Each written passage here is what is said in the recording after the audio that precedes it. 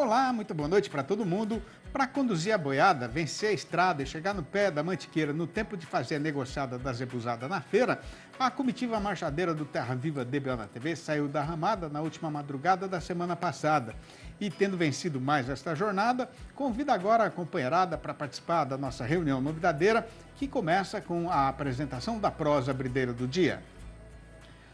Se por acaso o companheiro ou a companheira boiadeiros ainda não tinham entendido direito, agora está perfeitamente explicado e mais claro do que água de mina o motivo verdadeiro da grande gritaria e do esperneio dos fazendeiros dos Estados Unidos quando foi anunciada a abertura do mercado deles para a carne bovina brasileira, né? Pois o caso que tem para ser contado é que, de acordo com o balanço oficial publicado na semana passada pelo tal do USDA, que é o correspondente ao Ministério da Agricultura deles, o Brasil já é o maior exportador do produto para o gigante nortista, passando na frente do Canadá, da Austrália, da Nova Zelândia e do México, que são os seus fornecedores mais tradicionais.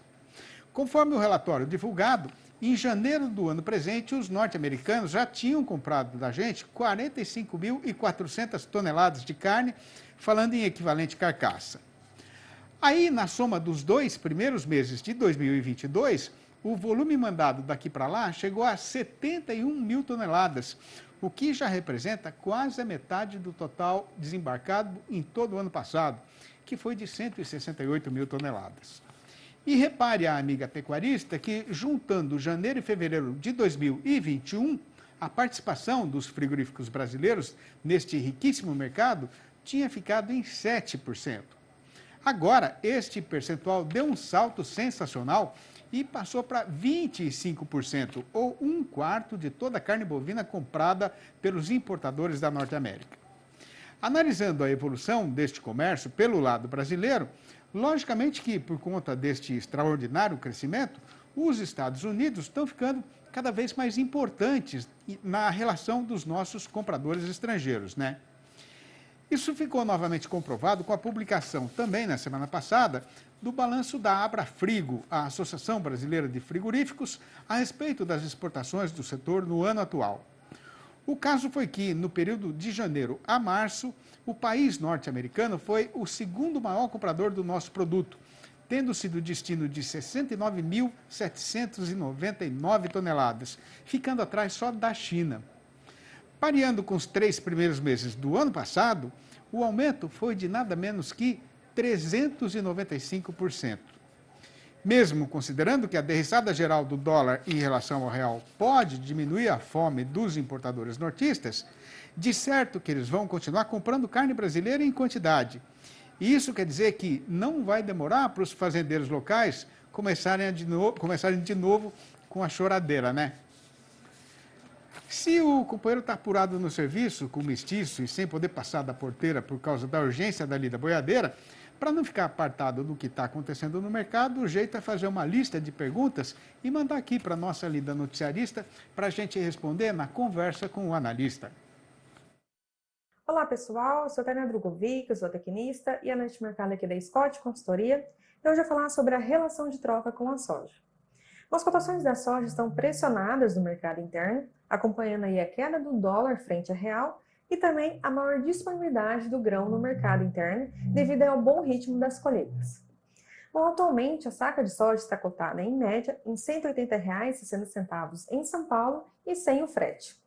Apesar da alta nas cotações do primeiro trimestre desse ano, chegando à cotação máxima na primeira quinzena de março, em torno de R$ 210 a saca, abril já iniciou com uma queda de 9,7% na comparação com a média de março. E além da queda no preço da saca de soja, as cotações no mercado boi gordo também caíram em abril. Na comparação com a média de março, a arroba do boi gordo está 4,1% menor no acumulado do mês em São Paulo. Com isso, hoje em São Paulo, atualmente compra-se 1,77 saca de sojas com o preço aí de uma arroba de um boi gordo, ou seja, uma melhora de 6,2% ou 0,10 sacas de soja a mais na comparação mensal. Bom, para o curto prazo, as cotações da soja devem permanecer pressionadas com o dólar em patamares mais baixos e somado também a expectativa de aumento de em torno de 4% na área de soja semeada nos Estados Unidos para a safra 2022-2023 em relação à safra anterior. Bom, por hoje é só, obrigado pela atenção e até a próxima. De conformidade com a nossa receita costumeira, esta lida marchadeira é dividida em 3 pernadas. E vencendo a primeira, a gente tem o compromisso de fazer uma parada ligeira para a exibição dos comerciais que sustentam a televisão. Mas o serviço será retomado sem demora nem enrolação. Aguarde. Conforme o companheiro e a companheira boiadeiros têm perfeita sabedência, durante a recente Conferência das Nações Unidas sobre Mudança Climática, realizada em novembro do ano passado, o Brasil se comprometeu, junto com mais de 100 outros países, a reduzir em 30% o lançamento de gás metano na atmosfera. A respeito deste compromisso assumido, os especialistas no assunto dizem que é perfeitamente possível que ele seja cumprido, mas isso só será feito com o uso de tecnologia moderna por parte do pecuarista. Pois então, para saber como é que o fazendeiro brasileiro vai resolver essa questão dentro do seu terreiro, a gente convidou para a nossa entrevista do dia a doutora Renata Branco Arnandes, zootecnista e pesquisadora do IZ, o Instituto de Zootecnia da Secretaria de Agricultura do Estado de São Paulo, que vai participar da nossa função, falando ao vivo pelo computador, diretamente de Jaboticabal, aqui no interior paulista. Muito boa noite, doutora Renata. É uma grande satisfação ter novamente a sua presença virtual aqui no nosso arranchamento eletrônico. Seja muito bem-vinda, como sempre. Boa noite, Sidney. É um grande prazer estarmos juntos mais uma vez. Uma pena que virtual, né? Quem sabe da próxima estaremos aí juntos no estúdio. Não vai demorar, né? E fazia tempo que a gente não proseava, né? Ô, Renata, o pessoal lá da Conferência das Nações Unidas não exagerou um pouco nessa promessa de reduzir em 30% as emissões de metano, hein? Não exagerou, né? Se nós conseguirmos fazer uso das tecnologias já disponíveis, né? A gente tem muita tecnologia disponível, a gente consegue facilmente reduzir as emissões de metano em 30%. Nós temos feito muitas pesquisas em cima disso, toda a comunidade científica que trabalha com pecuária está ativamente trabalhando em cima disso e será possível sim o Brasil reduzir essas emissões aí em 30% ou mais. Renata, falando assim no geral, né, para a gente que não é cientista, como é que a ciência pode ajudar a pecuária brasileira a reduzir a produção de gás metano na atividade? Tem muita coisa, né, Sidney, que a gente pode fazer. A gente tem que fazer uso das ferramentas que a gente tem aí, dos novos aditivos, de novas dietas, de alimentos mais digestíveis, de forragens mais digestíveis, trabalhar aí no melhoramento genético de plantas, né, para que a gente tenha essa melhor digestibilidade, trabalhar bastante no melhoramento genético animal, coisa que a gente já vem fazendo, né? O Brasil vem fazendo, o Brasil vem trabalhando muito, né, nisso. No entanto, tem aí tudo que a gente já produziu de ciência nesses anos, todo o aumento da produtividade que a gente teve aí nos últimos 30 anos, né? A gente aumentou muito a produtividade, diminuindo a utilização de áreas aí. A gente ainda tem alguns desafios, né? Saber manejar um pouco melhor o pasto. Eu acho que o manejo de pasto é uma das coisas mais complexas, mas a gente chega lá, né? A gente consegue ajudar o produtor nisso, né? A gente tem muita técnica já para poder ajudar o produtor a diminuir as emissões de gás de efeito estufa. Ô, Renata, a produção de metano pode variar de um animal para o outro? Pode. Ela pode variar, sim, de um animal para o outro. Isso é muito dependente da microbiota do rumen, né? Então, lá das bactérias que a gente alimenta, porque a gente alimenta as bactérias, a gente não alimenta o animal. Então, a emissão de metano e a fermentação, ela é muito dependente desse conteúdo da microbiota ruminal. E existe uma variabilidade entre animais, né? Existe uma variabilidade quanto à emissão de metano, existe uma variabilidade quanto à digestibilidade. A gente falando só só no animal, né? Isso pode, sim, variar de um animal para o outro. Por isso que é importante que a gente conheça animal, que a gente trabalhe no melhoramento genético, e o melhoramento genético, até um tempo atrás, aí, ele só focava nas características mais de crescimento, desempenho. Hoje, até essa parte já está sendo colocada em estudo nos grandes programas e nas grandes pesquisas de melhoramento genético. Agora, o que é esse negócio de eficiência alimentar do gado, Renata? Isso é bom de conversar, hein? Isso aí a gente já conversou algumas vezes, né? O que é eficiência alimentar? É quanto o animal consome por quanto que ele ganha. Então, essa relação, quanto menor ela for, melhor ela é. Só que é uma relação pura e simplesmente uma matemática. Então, a gente não, né? Lá em 1963, um pesquisador, ele falou assim, olha, existe uma equação que a gente leva em consideração o peso metabólico do animal e quanto ele consome num determinado período.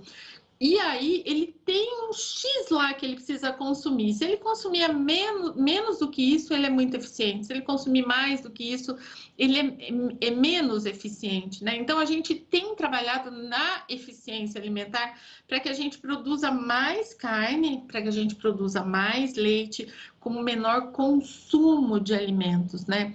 Essa característica que a gente tem trabalhado muito, que os programas de melhoramento têm trabalhado muito hoje em dia, é o consumo alimentar residual, né? Hoje tem muitos programas que fazem uso de tecnologias, fazem uso aí de coxos eletrônicos, né? Tem muitas fazendas fazendo uso de coxo eletrônico. A gente tem um coxo eletrônico aqui no Brasil, que é a Intergado, que tem muitas propriedades e muitas instituições de pesquisa que trabalham ativamente com isso.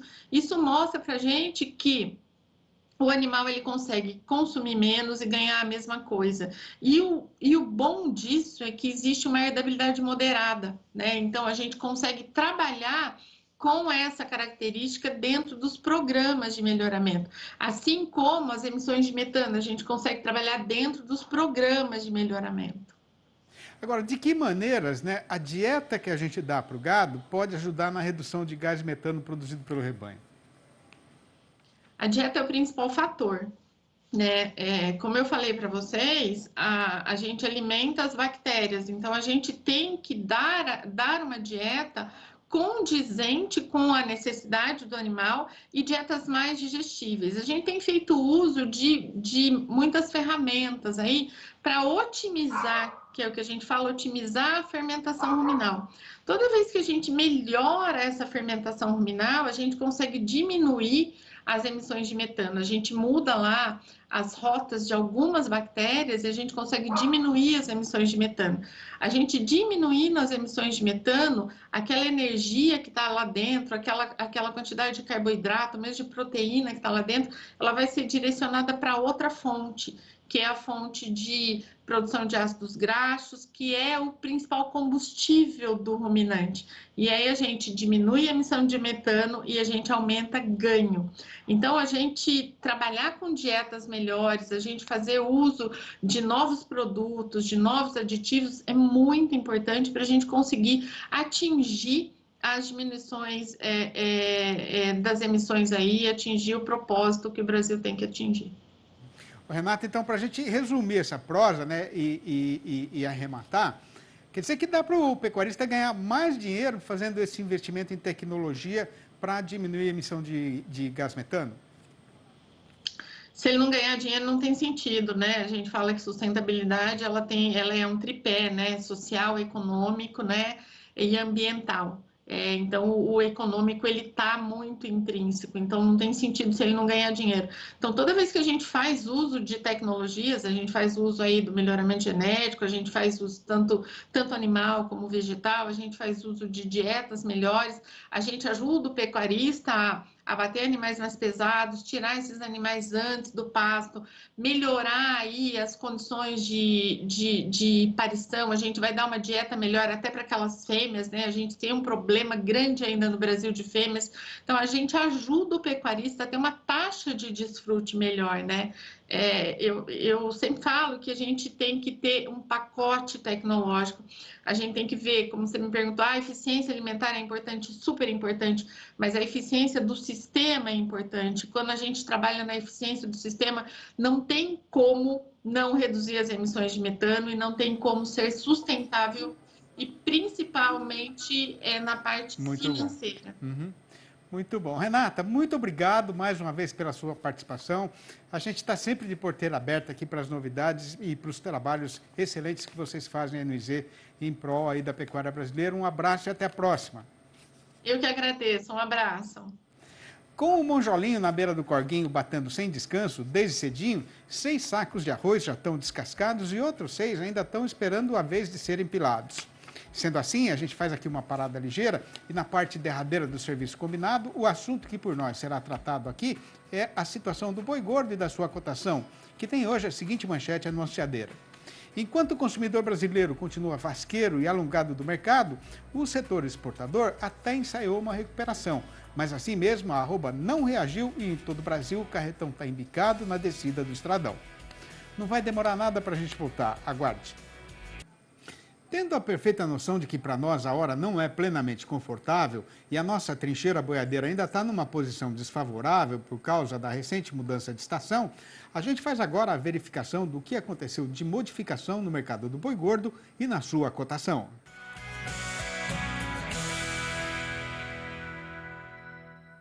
Pois o que tem para ser contado é que, depois de ter ficado a segunda-feira inteira olhando o mercado de banda, só assuntando para qual lado o vento estava batendo, nesta terça o comprador saiu de novo para correr o trecho com o facão derriçador de preço na mão, cheio de valentia e fazendo a relia com o valor da nossa mercadoria. O caso que está sendo passado é que, com o aumento normal da oferta de gado terminado e o esticamento geral da programação de abate da indústria, o sujeito agora está de novo faceiro no eito e andando de cavaleiro na situação. Logicamente que o pecuarista, sendo conhecedor da natureza do seu ofício, já tinha sabedência e certeza do aumento da pressão baixista em cima da cotação nessas alturas atuais do calendário. E também está fazendo a sua própria avaliação a respeito da melhor hora para apresentar a sua produção no mercado pecuário. Aí, além da perda da capacidade da invernada de continuar sustentando a boiada, o fazendeiro também tem de levar em consideração o custo da reposição e fazer direito a essa conta da relação de troca, para garantir a rentabilidade da próxima temporada. A respeito dessa questão, conforme a companheira fazendeira viu, nestes últimos dias o preço do boi magro caiu nas principais regiões de cria do Brasil e muita gente já aproveitou a oportunidade, porque como em qualquer outra atividade, a lucratividade depende não só de saber vender, mas de comprar bem também, Por outro lado, a grande preocupação de quem ganha a vida na lida de gado e de todo mundo na cadeia produtiva do setor continua sendo a demanda pela carne produzida, tanto aqui no nosso próprio terreiro quanto lá no estrangeiro. Com o calendário estando ainda no período de pagamento do salário ao trabalhador empregado, o comportamento normal do mercado deveria ser de aumento do movimento no comércio varejista. Mas até agora o açougueiro continua padecendo de solidão dentro do seu estabelecimento. É verdade mesmo que a Semana Santa é de jejum e recolhimento para quem é religioso e respeitador da tradição. Mas o problema é que já faz tempo que o povo brasileiro em geral não está comprando carne, não por sua própria decisão ou vontade, mas por motivo de grave falta de dinheiro. Já em relação à exportação, a boa novidade acontecida foi que a SECEX, que é a Secretaria de Comércio Exterior do Ministério da Economia, divulgou o seu balanço das vendas neste primeiro trecho do mês presente e o resultado foi melhor do que estava sendo esperado. De acordo com os números apresentados, o volume embarcado daqui para o estrangeiro somou 48.100 toneladas, com a média diária indo para 8.000 toneladas, ou 27,9% a mais do que tinha sido registrado no período correspondente do ano passado. No balanço do dia da Scott Consultoria, foram apuradas mudanças nas cotações em 10 das 32 regiões consultadas no país inteiro, e todas foram para baixo. Em Barretos e em Araçatuba, aqui no estado de São Paulo, o boi caiu para R$ 313 e a vaca para R$ 276, a prazo e livre do Fundo Rural.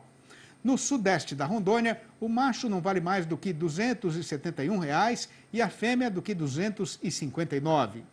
No Triângulo Mineiro, o boi foi derrubado para R$ 301,50. Em Goiânia, capital do Goiás, a vaca escorregou para R$ 271. Em Três Lagoas, no estado de Mato Grosso do Sul, o macho piorou para R$ 295,50. Em Cuiabá, capital de Mato Grosso, a fêmea desandou para R$ 281,50. R$ 281,50 também é o preço novo da vaca no sul da Bahia. Em Redenção do Pará, a melhor oferta pela fêmea é R$ 268. E no Espírito Santo, o boi recuou para R$ 280,50. Minha alma sempre espera, calma, a primavera, mas eu estou longe de ser bondoso como um monge e, se for para defender meus companheiros, eu sou mais ligeiro do que a gata pintada, atocaiada na galhada, esperando passar o cateto apalermado que ficou apartado do bando.